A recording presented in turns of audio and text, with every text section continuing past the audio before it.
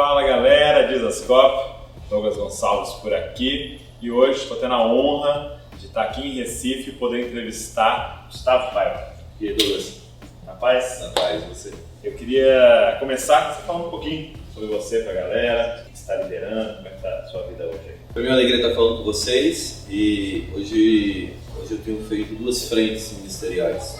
Então, eu tenho trabalhado com a igreja local lá em Brasília, tem uma igreja ali na região do Plano Piloto, na Asa Sul, e faço parte um pouco do pastoral lá, tenho liderado essa igreja, junto com um grupo de pastores maravilhosos. Como é que é o nome da comunidade hoje? Chama Internacional da Reconciliação.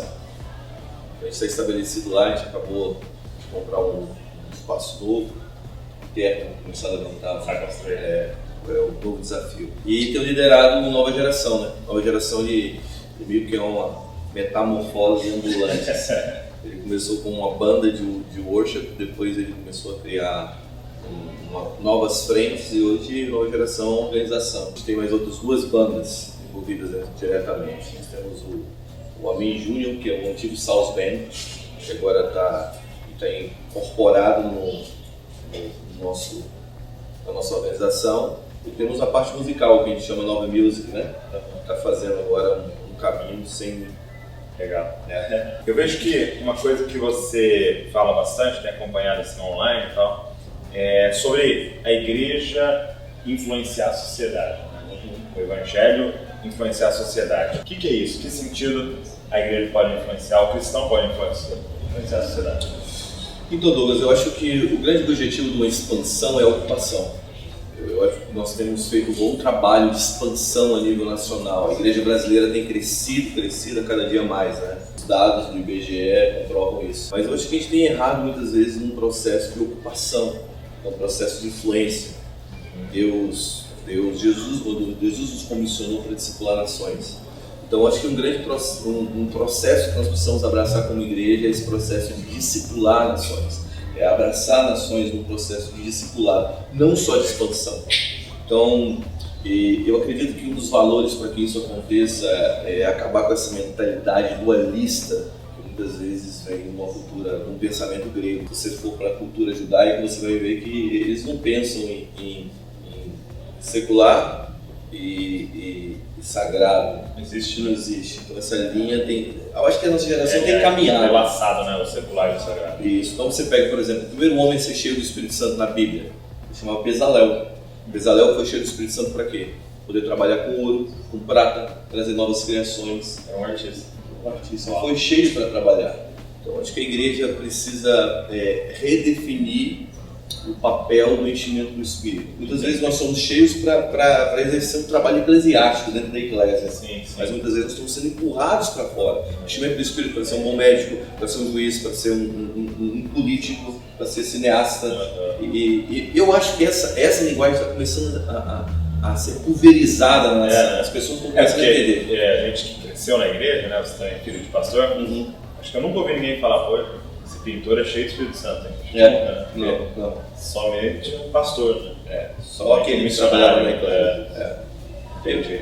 E hoje uma das nossas frentes é fazer isso, é dar esse awakening, acordar essa geração para entender que através da excelência da beleza e do enchimento do Espírito ele pode se posicionar na sociedade para essa transformação. E um outro termo que eu ouço você falar também, que eu queria expandir isso, um avivamento, mas eu ouço vocês falando sobre um avivamento sustentável. O que seria um avivamento sustentável? Eu tenho uma opinião. Ela é fundamentada, claro, biblicamente. Eu acho que o avivamento sustentável é aquele avivamento que vem de uma cultura familiar. Você pega a família de Arão, quando Deus vira para Arão e fala para ele: você e toda a sua geração será sacerdote. Então, Deus despertou um avivamento em Arão, Deus estabeleceu algo nele, mas que não ficou só nele. Então eu acredito que o avivamento sustentável é um avivamento multigeracional. Você está sempre não pensando só nessa geração, mas pensando nas próximas gerações. Então essa construção multigeracional gera algo sustentável. Entendi. Eu vejo que muitas vezes o despertar, o avivamento que cai, acaba sendo construído num formato para um tempo. Tem em cima de um nome, em cima de um nome, em cima de uma estrutura que é para um tempo, não para as próximas gerações. Entendi. Então a Bíblia fala assim: Yeshua, nenhum outro nome é salvação, porque debaixo do céu nenhum outro nome é dado pelos homens pelo qual importa que sejam salvos. E o seu nome permanecerá eternamente e passará de pais a filhos enquanto o sol durar. Então eu acredito muito nesse legado. Então hoje nós estamos navegando em dois rios, um rio de herança e um rio de legado. O que é um rio de herança? Herança é aquilo que a gente não trabalhou para receber, a gente simplesmente recebeu, né? Alguém fez, alguém trabalhou, os nossos pais fizeram. Então é a nossa herança, a gente pegou de graça. Mas agora nós estamos navegando um rio de legado, nós estamos pensando não só, construindo não só algo para a nossa geração, mas nós vamos deixar para a próxima, isso é um legado. Entendi. Então eu acredito que o avivamento sustentável é um avivamento que vem de um berço familiar. Tem como você construir um ministério sem família? Tem. Entendi. E quais seriam, assim, hoje, para a galera que está nos ouvindo, que eu sei que nosso público de maioria é jovem, né? Quais seriam alguns passos práticos para a gente viver isso? Acho que o primeiro é respeitar o processo. Acho que tem muito líder hoje, muito líder emergente que está numa crise, porque ele tem sentido que muitas vezes a igreja tem sido um teto para ele. Ele fica barrando, ele fica batendo. Eu recebo muito meio assim: pô, esses meus pastores não me entendem. Muita mensagem, né? Pô, os meus pastores não me entendem, ele fica ali me travando e tal. Eles não têm visão de reino. Eles não têm visão de reino, eu estou na pegada, muitas vezes eu chego dentro da igreja e a pegada não é a mesma, e eu fico ali: qual é a sua opinião, o que eu faço? Eu sempre respondo isso, cara, eu acho que você tem que respeitar o processo. O rei Saul, ele foi ungido dentro da casa dele, Samuel bateu na porta, sem nenhum processo, ungido rei. Davi foi ungido rei dentro da casa do pai dele, e passou de 15 a 17 anos de processo. Eu sempre falo: quem foi o maior rei? Davi ou Saul? O rei com processo ou o rei sem processo? Entendi. Então eu acredito que o primeiro ponto é respeitar o processo. É saber que não é do dia para a noite, não é um estralo. Entendi. E muitas vezes você serve a visão de alguém para um dia alguém seguir sua visão. É mais ou menos assim. José teve um sonho, cantou de galo lá no seu sonho lá, contou dos seus sonhos, que viu as estrelas, né, o sol, a lua, e depois a gente sabe o processo que José entrou, e José agora ele interpreta os sonhos de um padeiro, de um copeiro e de um rei. Quando ele interpretou os sonhos de um padeiro, de um copeiro e do rei, o sonho dele se tornou real. Então muitas vezes nós temos que interpretar sonhos de outros, para que os nossos sonhos se tornem realidade. Primeiro, o start é você respeitar o processo e começar a sonhar coletivamente. Entender que o seu sonho não é algo isolado de um meio eclesiástico. Fazer essa geração amar a igreja de verdade. Acho que a gente tem hoje uma geração que está se satisfazendo com um canal de YouTube.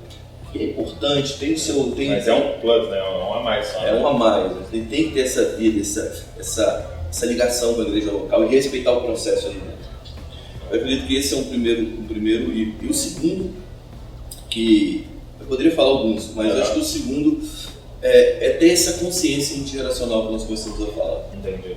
De você estar construindo algo que talvez você nunca vai ver o resultado daquilo, na sua forma mais extrema, mas você sabe que você vai deixar para uma próxima geração. Me impacta muito quando eu leio sobre Abraão, né? E a promessa que Deus faz para ele é muito óbvia, né? Você não vai ver. Você olha as estrelas, sua geração vai ser isso, olha, e é muito óbvio, você vai ver seu filho e talvez seu neto, né? Você não vai ver a promessa, e o cara dá vida por uma promessa que ele não vai ver na vida dele, se não concretizar. Isso é demais, né? Eu vou citar um terceiro ponto. Eu acho que a gente precisa voltar a ser cristocêntrico como igreja. A igreja tem pregado, acho que nós temos desfocado e roubado um pouco da pessoa de Jesus. Sabe, tudo que a gente pensa sobre Deus, que a gente não encontra na pessoa de Jesus, a gente tem que questionar. Porque Jesus é a perfeita revelação do Pai. Porque Jesus só fazia o que via o Pai. Então, acho que quem vê o Pai. Quem vê o Pai. Então, quando você bota a pessoa de Jesus e ensina essa geração a focar em Jesus, a gente começa a entender o reino. Porque o reino sempre está em avivamento. Sempre. Então, o avivamento não é uma questão de busca. O avivamento é uma questão de alinhamento. E Jesus é essa porta que nos alinha para entender o reino. Eu queria encerrar com uma pergunta, até fora um pouco disso tudo que a gente conversou, mas qual foi a sua maior experiência com Deus até aqui? Eu tenho algumas. Mas eu vou contar um aqui, foi meu tick point, foi quando Deus me virou de cabeça para baixo. Eu cresci na igreja, filho de pastor, mas Deus sempre foi o Deus dos meus pais. Meus pais se moveram muito em sobrenatural toda a vida. E o pai teve um encontro com Jesus na sala de casa. Uma luz entrou na janela, ele era católico, apostólico, romano, praticante. E uma luz entrou na janela, bateu no peito e caiu. E saiu uma voz dentro da luz dizendo: vem pro sol para onde quer, não sabe para onde vai, nem para onde vem. Assim é todo aquele que é nascido do Espírito. E ali meu pai teve um encontro com o Senhor. Ele vai para uma igreja, que era uma igreja que não se movia ainda dos dons do Espírito, levanta a mão, começa a falar em línguas. O pastor falou para ele: cara, você pode fazer isso. E ele sai dessa igreja e vai para uma outra igreja, uma igreja que dava vazão aos dons. Então eu sempre vi meu pai, depois dessas experiências, tendo muitos encontros com o Senhor. Minha família sempre movendo muito sobrenatural, assim, por encontros maravilhosos. Mas era dos meus pais, não era meu. Eu me lembro que minha mãe, quando eu atingi a adolescência, então a gente tem aquela fase que a gente começa meio que se perder, e minha mãe me obrigou a ir para um acampamento, um retiro de jovens aí, e essa quando ele me obrigou, ela falou assim: eu vou, mas eu vou só se tu me der 2 camisas da Bad Boy. Da Bad Boy. A Bad Boy na minha época era a marca. Era o símbolo da rebeldia. Bad Boy, bermudão da Ciclone e sandália da Kenner. Aquele bermudão da Ciclone que tinha 10 mil bolsos, um bolso dentro do bolso, dentro do bolso. E eu fui, e aquela corretinha. E aí eu fui, minha mãe me deu e eu fui. Eu tava lá, tipo assim, auê, né? Não tava nem participando de nada, tava sentado na última cadeira. E naquele dia eu tive o meu encontro com o Senhor. Eu comecei a sentir minha mão chacoalhando. Eu olhando pra minha mão e dizendo: o que tá acontecendo com minhas mãos aqui?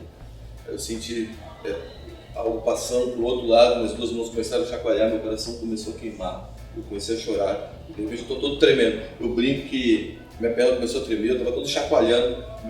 Eu brinco que acho que Deus estava tentando pai Abraão. Pai Abraão tem muito braço direito, braço esquerdo. Eu tô todo chacoalhando lá, de repente eu entro dentro de uma visão, Douglas. E eu vejo uma geração de milhares de jovens.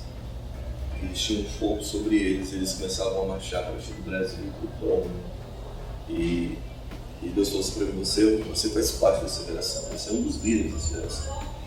E eu estava tendo aquele... Mas sabe quando você não se sente digno? Porque eu não tinha jejuado um dia, eu não tinha feito nada. E eu estou ali chorando e tendo aquele encontro com Deus. E aí o pastor falou assim: você que está atrás aí chacoalhando, vem aqui na frente. Eu fui para frente e ele falou assim: olha, você está me mostrando que existe uma geração que está se levantando no Brasil, que tem um fogo. Ele repetiu a visão. E aí eu voltei para a minha quadra, meus amigos começaram a fazer uma aposta. Quanto tempo eu ia durar? Vai durar 1 semana, vai durar 2 semanas, 3 semanas, 4 semanas, um mês, você vai ser crente por um mês. Tem mais de 20 anos. Então foi meu ponto de virada. Muito bom.